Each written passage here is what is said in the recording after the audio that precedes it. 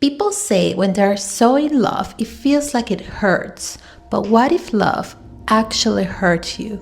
Then what would you do? Today we will dive into the complex world of Colleen's Hoover. It Ends With Us. You might have heard about it because the movie just came out, and there is a bit of controversy and drama among the protagonists of the movie, Blake Lively and Justin Baldoni. However, for this video today, we will focus mostly on the book itself, and then at the end of the video, I would let you know, is it worth it? Is it worth your time? I will rate it, or should maybe just move on to the next book. But before we continue, I have to give some serious trigger warnings. Today's books deal with topics such as domestic violence, self-exit. It's kind of very deep and dark, so if you feel this might be triggering at all to you, please take care of yourself. Maybe I'll see you in the next video instead.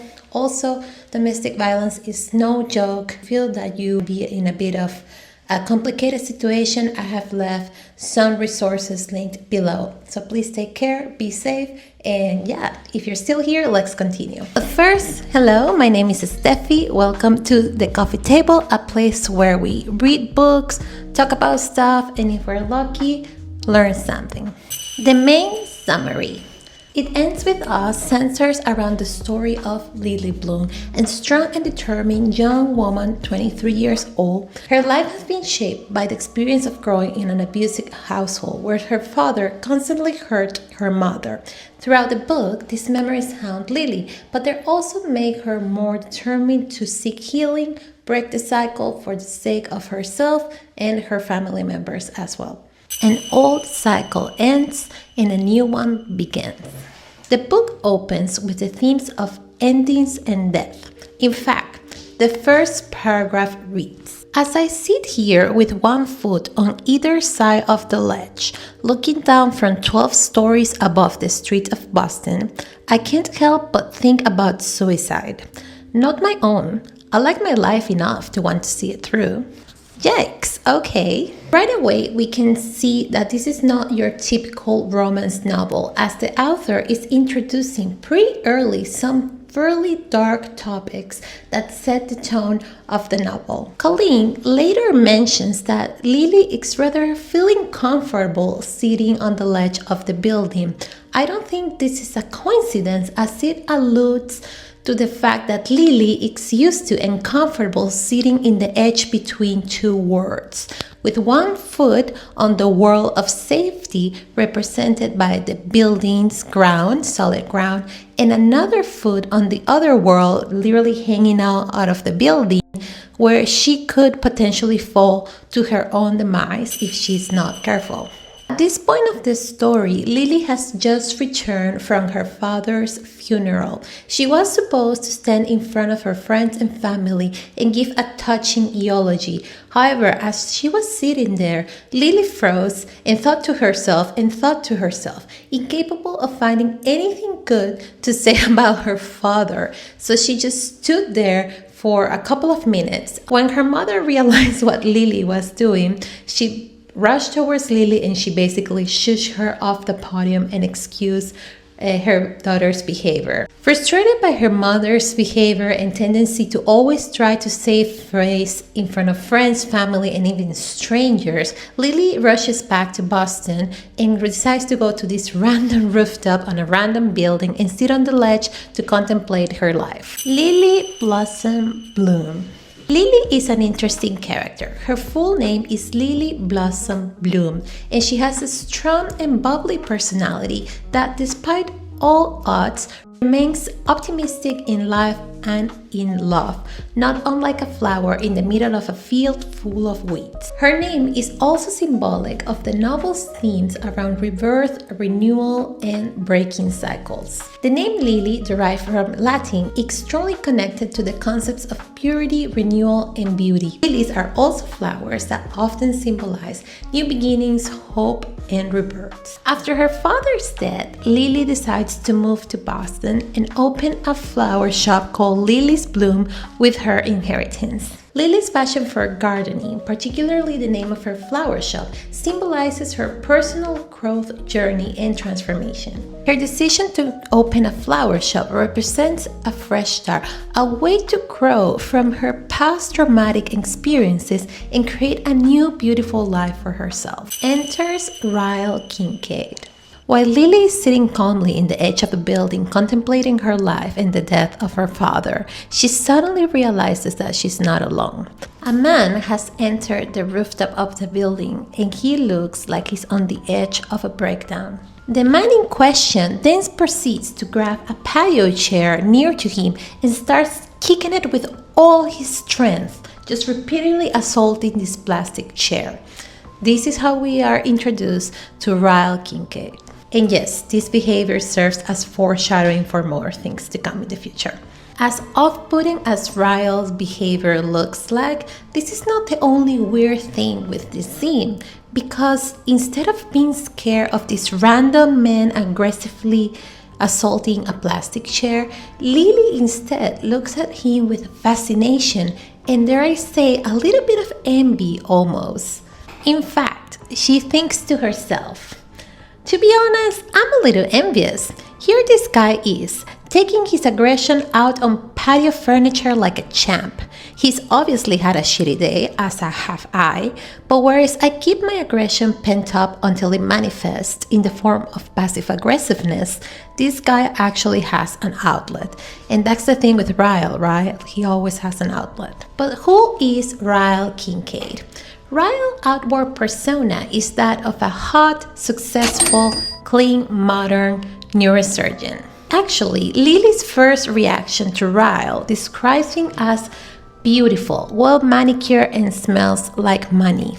Part of me can't help but wonder if Lily would have tolerated so much bullshit from Kyle if he was not this hot, super successful neurosurgeon. The author often portrayed Ryle in these clean, pristine surroundings, such as Ryle's apartment and his clinic. This supports the character of Ryle as methodic, calculated, and very concerned with control and outward appearances. However, there is a concerning discrepancy between Ryle's outward character and his behavior, as we can see by he aggressively kicking the chair. That said, this duality can be observed not only in the character of Ryle, but also in the relationship between Ryle and Lily, where Ryle is often described as clean, perfectionist, and polished, while Lily is described as bold, wild, and beautiful, like a garden. The sad thing is that although gardens are meant to be beautiful, admired, and taken care of, Lily constantly is concerned throughout the book with dirtying Ryle's surroundings with her rambunctious presence. An example of this is when Ryle bought Lily a new apartment after they got married, and the first thought in Lily's head was like, "Oh no, I don't want to get this place dirty." Lily and Ryle, the beginning of a dark fairy tale. From the start, we see an imbalance in Lily's and Ryle's relationship, since Ryle is constantly trying to push Lily's boundaries. At the first meeting on the rooftop, Ryle keeps pushing Lily to reveal her most inner secrets to him in the sake of honesty, or what they call naked truths. Because of this, Lily feels a bit pressure herself to share what she just went through at her funeral's father with a complete stranger. Right after this, when Lily asks Ryle to confess something about himself, he admits that the only thing he cares about in life is success, lots of it. He also proceeds to tell her that he feels repulsed by the idea of marriage and that he's definitely too selfish to have children or to be involved in a relationship. Charming. And that's the thing with Ryle, he's constantly confusing Lily, love bombing her 1 second and the next second making her feel less than him. It is like Ryle constantly tries to push Lily over the ledge, but just at the right second pulls her back to safety. Months follow and we can see the same dynamic in Ryle's and Lily's courtship. He appears and disappears randomly, and when he appears it's with the intention to seduce her, while at the same time letting him know how unimportant is she to him. All of this build-up leads eventually to Alice's party. Alisa is Riley's sister and Lily's best friend. When Lily finally had enough, is fed up and confronts Ryle, calling him selfish and just telling him that he needs to make up his mind and to kind of like decide what is it that he wants from her. After this, Ryle of course apologizes and tells Lily that he really likes her and that he wants to start a trial relationship with her. However, as you can probably guess, the fairy tale didn't last long as things turned dark pretty fast. A seed from the past, Atlas Corrigan. Throughout the book, we get to meet Lily's past through her journaling. While she's living in the present, Lily also confronts her past by reading the journal she wrote when she was 15. Funny enough, the entries are addressed to Ellen DeGeneres. I personally am not too familiar with Ellen DeGeneres. I know she's a huge figure and rather controversial in the US, but regardless, so Lily addresses her journal entries to Ellen. And I think she does this probably in an attempt to process and understand her emotions and perhaps subconsciously seek the guidance of a parent figure that she cannot find in her own parents. It is in this way that we meet Atlas Corrigan. Atlas is a teenager who was driven to homelessness because he was basically trying to escape from his abusive home. Because of this, he ended up living at the abandoned house that was in front of Lily's childhood home.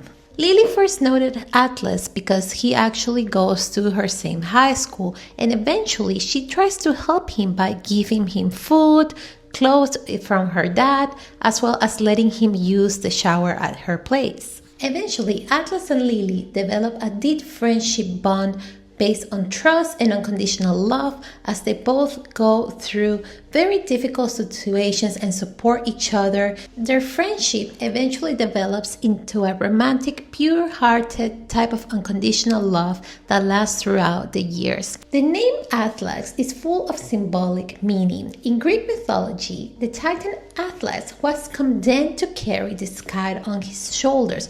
In a similar way, Atlas in the novel is kind of condemned to carry with his own traumatic experience. However, he still represents the strength and resilience as throughout the novel he becomes an emotional support and an important cornerstone for Lily. Sadly, or happily I guess you could say, Atlas eventually moved with his uncle to Boston and then enlisted in the military, separating the friends for a few years. During their years of friendship, Lily and Atlas keep encouraging each other by using the slogan, "Just keep swimming." This is the iconic phrase that the forgetful and adorable Dory tells Marty when they're trying to find Martin's son in the movie Finding Nemo.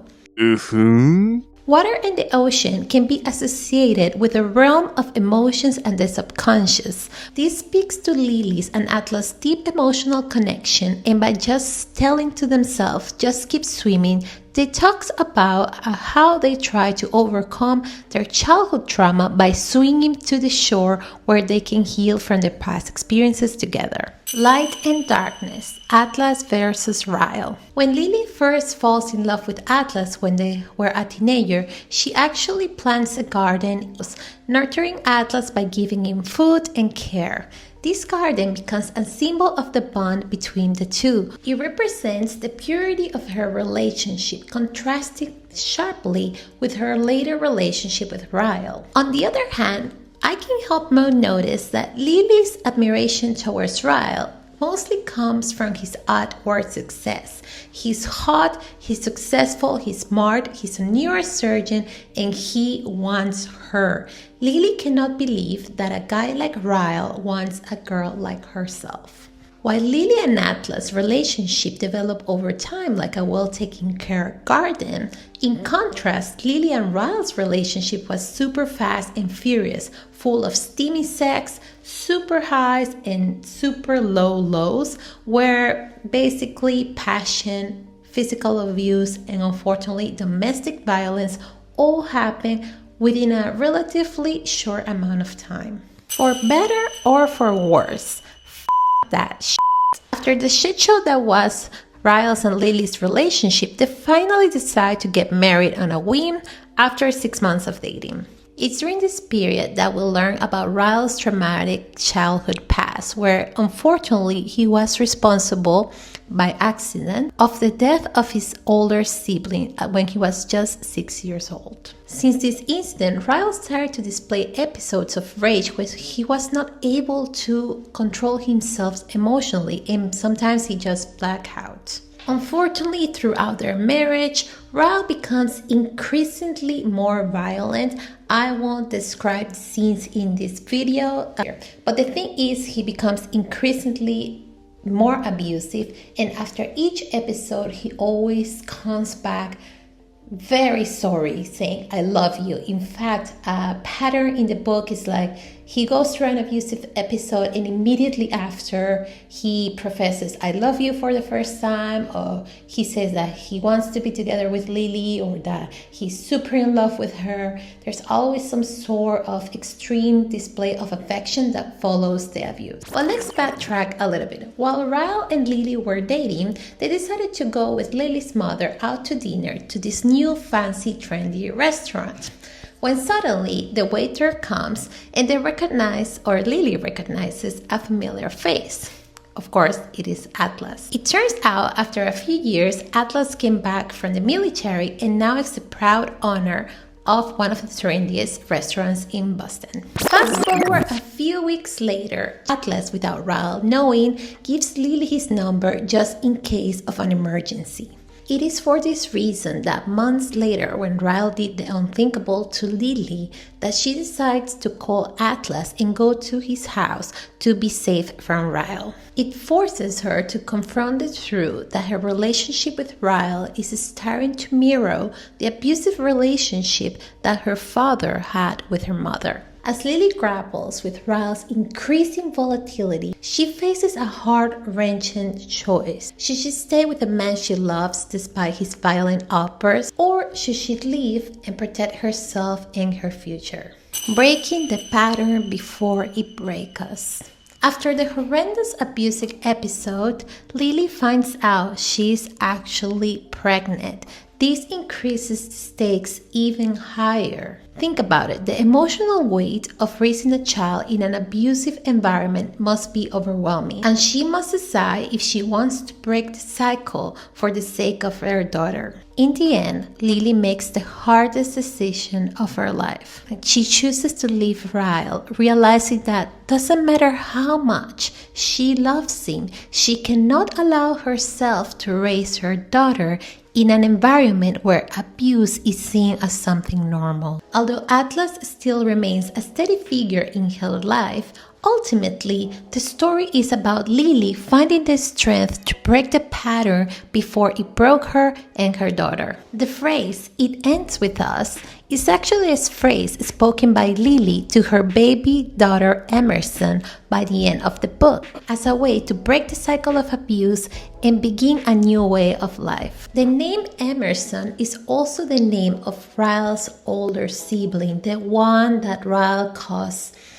the death of by accident. So it is also a symbol for almost like an opportunity for redemption to Ryle, to break his own cycle and seek a new way of life. Just as the book starts with the theme of death, with the funeral of Lily's father, it also ends with the theme of life by the birth of baby Emerson, bringing the novel into a full cycle in itself. So, would I recommend Colleen's Hoover, It Ends With Us? I would say yes. I think, to me, at least in my personal opinion, it's a solid 4.5 out of 5 stars. And yeah, I think it's a wonderful novel, really well written, definitely speaks about issues that need to be talked about in society today, and she does a wonderful job about that. The story is very engaging. Yeah, I definitely recommend it, as long as you are, of the appropriate age and you're not gonna get triggered by all the very deep topics in this book. So if you're still here, thank you so much for having coffee with me and just joining me here at the coffee table to chat about this book. If you're interested in more book reviews, I would recommend you to check out my review on The Psychology of Money. I leave the video somewhere here.